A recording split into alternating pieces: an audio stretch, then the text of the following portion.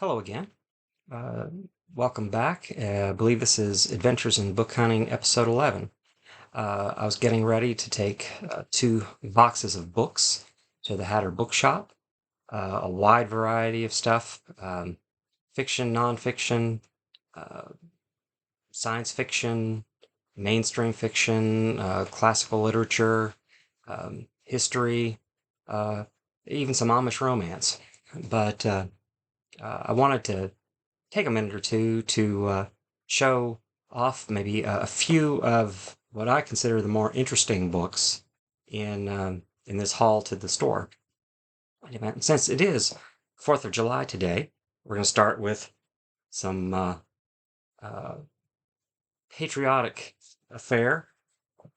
First, a very slim history of the American Revolution.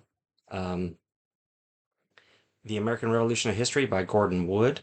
I have not read this, but I've read another book by Gordon Wood called The Americanization of Benjamin Franklin, a very good biography. Apparently, the Revolutionary era is his um, center of study and writing, and I would expect this to be a pretty good one based on my prior experience to this author. In any event, this will be going to the store very shortly. And next, because we want to be fair about our understanding and our love of America and the patriotism for it. It's always good to understand what the country's history and heritage truly is and was. Um, and so I found this James Lowen's Lies Across America, what our historic sites often get wrong. And if you've ever been to a historic site, a battlefield, a museum, roadside marker, sometimes you don't get the straight story about the events behind the monument or the area or the marker. Um, I really enjoyed his book that is actually blurbed on the bottom. Lies My Teachers Told Me. If you're like most Americans, I can't speak for the current generation or the one just before, but in my generation, going to school, to an American public school in the 80s, I was taught many lies. Uh, in any event, it's always good to be critical of what you read, what you hear, particularly this in this era more than perhaps any other. Maybe that's an unfair statement. I think if you're a thinking person, you should always be critical of any claim, demand evidence. In any event, like I said, enjoy this writer's other writings, and I expect this is going to be a pretty good book too. Next, I'm told there is um, a documentary about Adolf Hitler on one of the streaming services.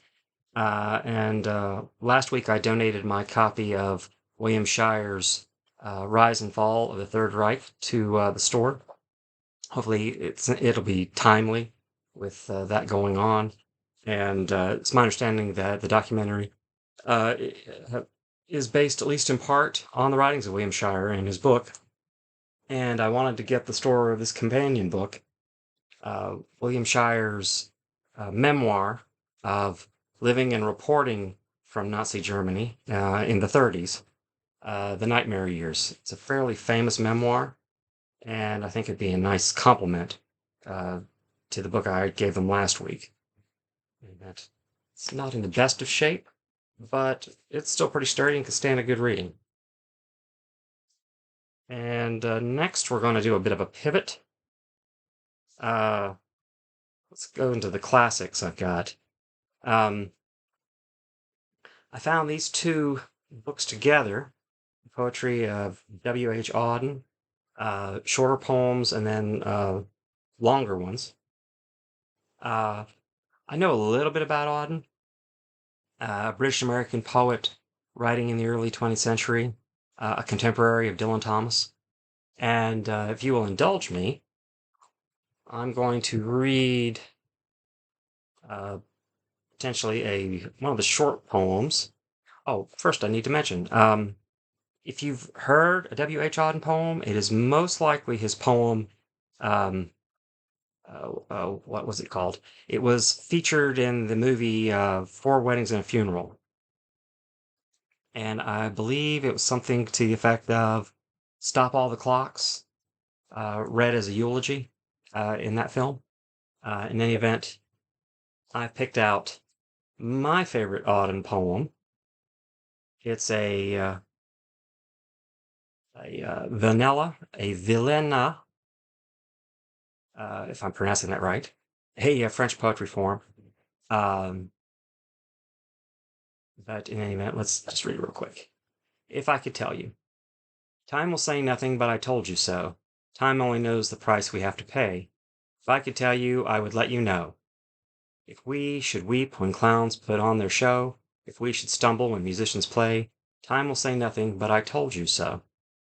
There are no fortunes to be told, although, because I love you more than I say, if I could tell you, I would let you know.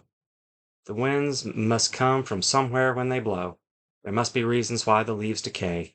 Time will say nothing, but I told you so. Perhaps the roses really want to grow. The vision seriously intends to stay. If I could tell you, I would let you know. Suppose the lions all get up and go, and all the brooks and soldiers run away. Will time say nothing but I told you so? If I could tell you, I would let you know. Uh, Kind of gave me a Dylan vibe when I read it. Crying out against the dying of the night kind of stuff. In any event, I liked it, and I hope the new owners of that book like it too.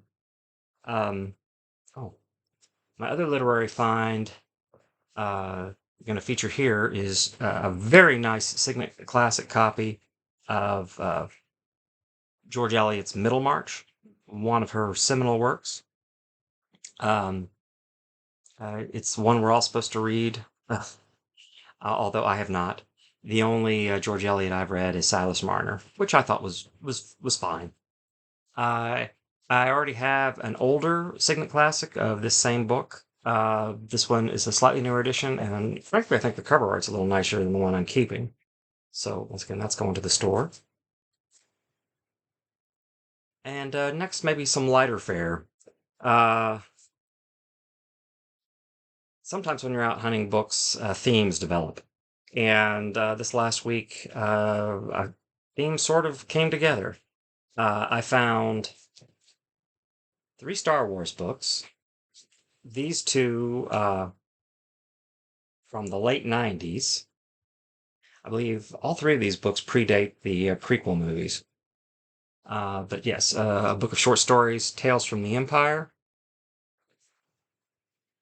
Uh, Book one of the Bounty Hunter Wars, The Mandalorian Armor.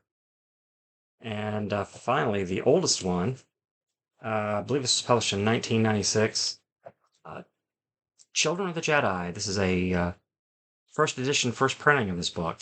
I've never been much into Star Wars books or tie-ins. I have probably read 100 Star Trek novels, but I'm thinking the only Star Wars I've read were the movie tie-ins for the episodes 4, 5, and 6 movies: A New Hope, Empire Strikes Back, and Return of the Jedi.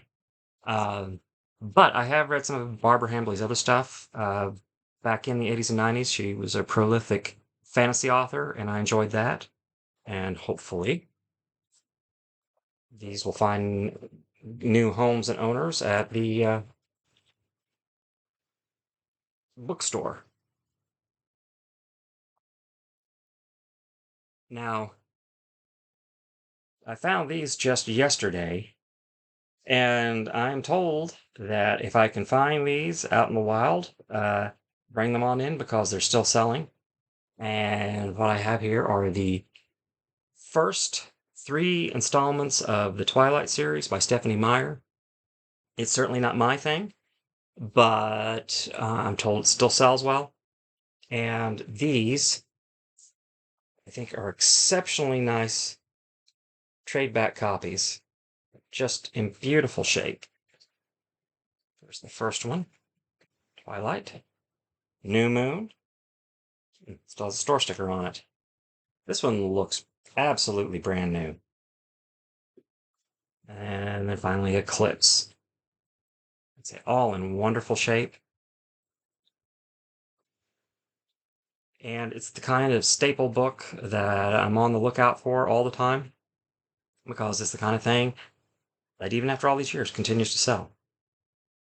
Um, an interesting book I found is this. This was the 10th anniversary edition of Neil Gaiman's The Graveyard Book, which I was not familiar with at all. In fact, I can honestly say I don't ever remember hearing about this. I've read a lot of Neil Gaiman and, at least 5 or 6 books, and I'd never heard of this. But apparently back in 2009, this won a Newbery Medal Award. It was the book of the year for children. Same year, it won the Hugo. I also understand it won a Locus Award. So a very storied book. And this one is illustrated. And I thought the illustrations were really interesting as well. Uh, as I understand it from reading the blurbs, it is the story of, look at this, just beautiful illustrations. It's the story of an infant whose family is murdered, and he's raised until his teenage years by ghosts in a graveyard. Um, like I said, if I had a little more time, I might hold this one back, but I've got a few things to read, and if it's meant for me to read it, I'll either find it again or I can get it back from the store. But I don't think this will last very long. This looks like a very interesting book, and if it's anything like Neil Gaiman's other work, it's going to be very readable and a very interesting, entertaining story, especially as many words as it wants. Okay. And finally, the last two I want to show you that are going to the store. A true bedrock work of science fiction from the the earlier part of the 20th century. It's an omnibus of Isaac Asimov's original Foundation trilogy. There is the Man, back in the era. That's probably got to be in the 1930s. But yeah, Foundation, Foundation and Empire, and Second Foundation in one book. This is a science fiction book club edition. And before I talk more about that, I'm also getting them this. This is Myth Adventures, which is the first 3 books of Robert Asprin's Myth books, starring the wizards Oz and Skeeve. Yeah, definitely a book club edition, including actually 4 books. Another Fine Myth, Myth Conceptions, Myth Directions, and Hit or Myth. As you can tell, all of the books have a play on the word myth. Those stories are all very pun heavy, very quip heavy. It's, I guess you'd say, sword and sorcery fiction, but it's also very farcical. It does not take itself seriously. Interesting stories where, I don't know, sometimes the stakes seem very high, but also it's a funny book. They are all fun. They're all funny stories. I read maybe 3 books beyond this in the series before it started to wear a little bit thin. Aspirin had a problem that a lot of authors have. They get to a place where they've found something that strikes the popular imagination, and then it's hard for them to write anything else, whether they like it or not. See Arthur Conan Doyle and the Sherlock Holmes stories. But in any event, these science fiction book club editions, I've learned lately, can be quite valuable. If you go to the bookstore looking for these, they're not going to be cheap. Because apparently now they're all very collectible. Uh, somewhere between, $10 and $20 for book club editions.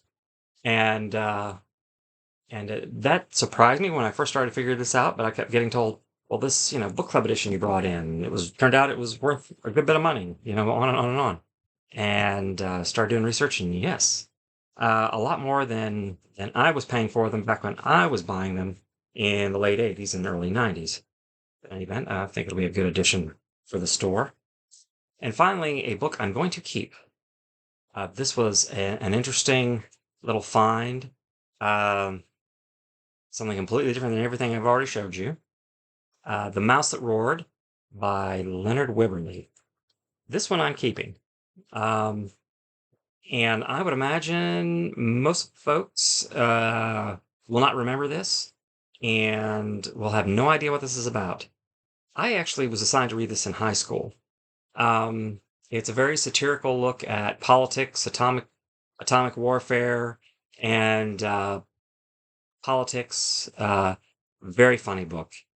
It was adapted as a movie starring Peter Sellers. He played multiple roles in it, including Duchess Gloriana the 12th, the leader of a small, very, very small Grand Duchy in Europe, a Grand Duchy that successfully invades the United States, steals their most important military secret, and brings peace to the world.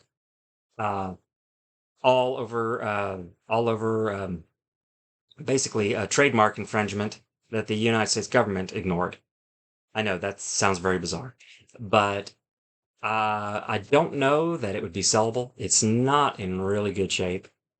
It's very worn. You can see, but uh, I really love this book. I also read the sequel to it back in high school, the Mouse on the Moon, wherein the same small nation, I'm talking very small, a few square miles in Europe, successfully wins the moon race and lands the first explorers on the moon ahead of the United States and the Soviet Union. These books, of course, were written, before then. Not, I'm believing mid 1950s. Yeah, this one's published first in 1954, and Mouse on the Moon, I'm sure was just a if I'm not mistaken, it was published right after Kennedy announced the intention for America to put a man on the moon by the end of the 60s. But in any event, this one's going to be a lot of fun to reread. It's a very short one. This will not take me long. Um, yeah, it's only like 150 pages. But if you do find this, I recommend this. This was this was a hilarious book, an easy read, and if you like it, go find the movie. I bet you can get it streaming free someplace. And anyway, that's all I got for right now. Uh, as I said, every book except for The Mouse That Roared will, by 24 hours from posting of this video, be in the hands of the uh, Hatter Bookshop. Will be available for purchase, I'm sure. Give them a day or two because they'll want to clean everything, process it, and they'll need to price everything. So maybe give them until next week. But if you were interested in anything that was in this video, they will have it very soon. In any event, I bid you a fond farewell, and I will talk to you again soon. Thank you.